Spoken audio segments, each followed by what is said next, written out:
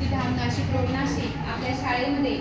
SMBT महाविद्यालयातून या ठिकाणी तांबे मॅडम आल्या, चौधरी सर आले आणि त्यांचे सहकारी आपल्या शाळेमध्ये आले।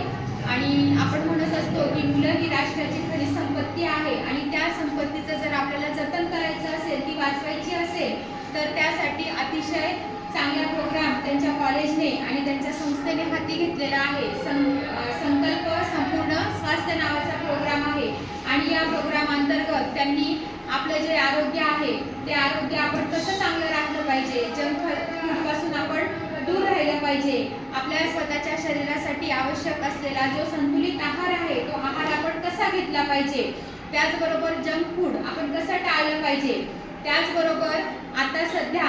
जी तुमच्यासाठी लहान लहान मुलं आहेत त्या लहान मुलांमध्ये पसरणारं सर्वात भयंकर व्यसन म्हणजेच मोबाईलचं व्यसन। तर या मोबाईलच्या व्यसनापासून आणि जे काही इतर व्यसन आहेत जे आपल्या शरीरासाठी हानिकारक आहे त्याच्यापासून आपण कसं लांब राहिलं पाहिजे, त्याचबरोबर आपल्या भावनांचं समायोजन आपण कसं केलं पाहिजे, चांगल्या भावनांचं समायोजन आणि वाईट ज्या गोष्टी आहेत त्याला आपण कशा पद्धतीने नकार दिला पाहिजे, या गोष्टीचं प्रात्यक्षिक त्यांनी तुमच्याकडून या ठिकाणी करून घेतलेलं आहे। त्याचबरोबर फक्त आहारच नाही तर संतुलित आहाराबरोबरच आपल्या सर्वांसाठी व्यायाम सुद्धा गरजेचा आहे। आता सध्या मोबाईलचा वापर वाढल्यामुळे, टीव्हीचा वापर वाढल्यामुळे, सोशल मीडियाचा वापर वाढल्यामुळे आपण काय करतो, व्यायामाकडे दुर्लक्ष करतो। परंतु त्यांचं अतिशय सुंदर असं वाक्य आहे की आपला जो स्क्रीन टाइम आहे तो आपण काय करायचा आहे, ग्रीन टाइम मध्ये परावर्तित करायचा आहे। मग त्याच्यासाठी आपण काय काय करायचं आहे हे फक्त त्यांनी तोंडी नाही तर आपल्याकडून प्रात्यक्षिक पण करून घेतलं, तुमचा कृतीयुक्त सहभाग त्याच्यामध्ये घेतला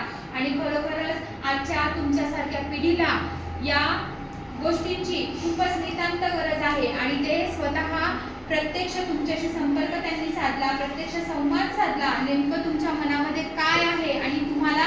काय गरजेचं आहे या सगळ्या गोष्टीचा त्यांनी या ठिकाणी सारासार विचार करून आपल्या शाळेमध्ये ते आले आणि तुम्हाला या सगळ्या गोष्टीची माहिती आणि कृती या सगळ्या गोष्टी त्यांनी तुमच्याकडून करून घेतल्या। त्याबद्दल मी आपल्या शाळेच्या वतीने आणि तुम्हा सर्वांच्या वतीने